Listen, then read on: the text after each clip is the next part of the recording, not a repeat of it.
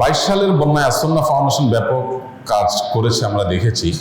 আবার 2024-এর বন্যায়ও আপনাদের ফাউন্ডেশন ব্যাপক কাজ করছে। প্রশ্ন হলো, শুধু বন্যার সময় আপনাদেরকে কাজ করতে দেখা যায় কেন? খুবই গুরুত্বপূর্ণ একটি প্রশ্ন, মাশাআল্লাহ, ধন্যবাদ।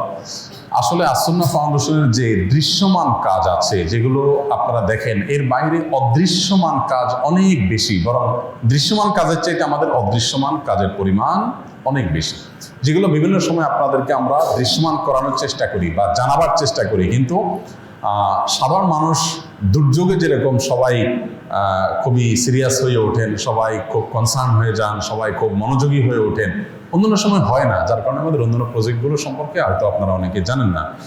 আসন্না ফাউন্ডেশনের সবচেয়ে বড় প্রজেক্ট হলো প্রশিক্ষণ দিয়ে কর্মসংস্থান সৃষ্টি করা, বেকারত্ব দূর করা। এই জন্য আমাদের প্রায় 350 কম্পিউটার বিশিষ্ট 13টা ল্যাব আছে।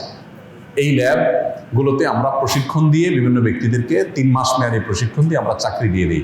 15 থেকে 25,000 টাকা রেঞ্জের মধ্যে চাকরি দিয়ে দিই আমরা, যারা HSC করেছে।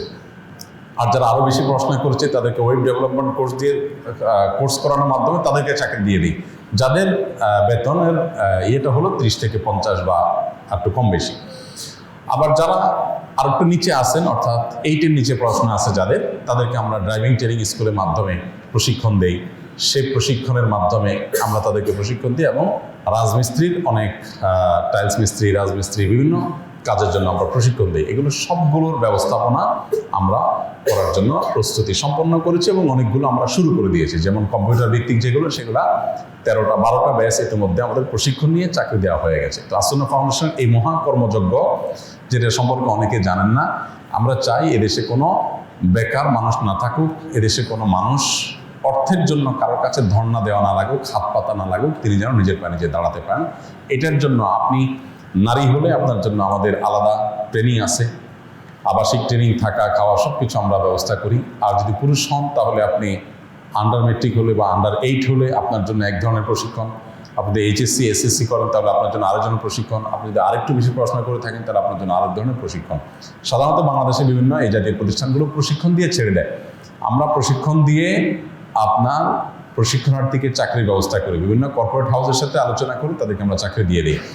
আমরা তাদের পিছনে 50-60 হাজার টাকা খরচ করি 3 মাসে, যেটা তার উঠাইতে মাত্র 2 মাস বা 3 মাস সময় লাগে। জাকাতের টাকা 50,000 টাকা একজন গরিবকে দিলে তিনি 2 মাস 3 মাসে খেয়ে ফেলবেন।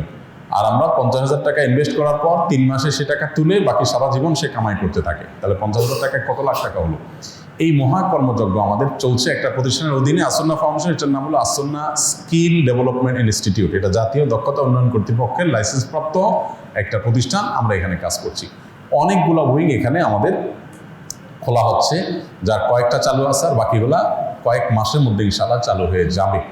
তো ফাউন্ডেশন এই জাতীয় কাজগুলো সাধারণত আমাদের অনেকেরই নজরে আসে না বা আমরা জানি না। এর বাইরে আপনারা কেউ কেউ জেনে থাকবেন, ফাউন্ডেশনের স্বাবলম্বীকরণ প্রজেক্টের মাধ্যমে সারা দেশের প্রত্যেকটা জেলায় আমরা দল মত নির্বিশেষে মানুষকে বাছাই করে করে স্বাবলম্বী করি। গরিব মানুষদেরকে, যে জেলে মানুষ তাকে একটা জাল কিনে দেয়, যার জাল ছেঁড়া, যে রিক্সাওয়ালা মানুষ ভাড়া রিক্সা চালা তাকে একটা রিক্সা কিনে দিই, যিনি হয়তো মুদি দোকানদার, তার দোকানে মাল নাই, তাকে মাল কিনে দোকানটাকে আমরা রেডি করে দিই।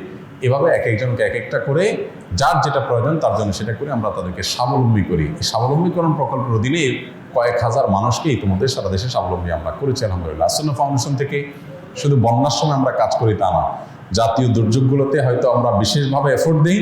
এর বাইরেও আমাদের স্থায়ী অনেক কাজ আছে, যেগুলো জানতে হলে আপনি আসন্না ফাউন্ডেশন ওয়েবসাইটে যদি ব্রাউজ করেন বা ঢুকেন, আপনি দেখতে পাবেন আসন্না ফাউন্ডেশন.org, সেখানে বিস্তারিত দেওয়া আছে ইনশাআল্লাহ বিদিনিল্লাহ।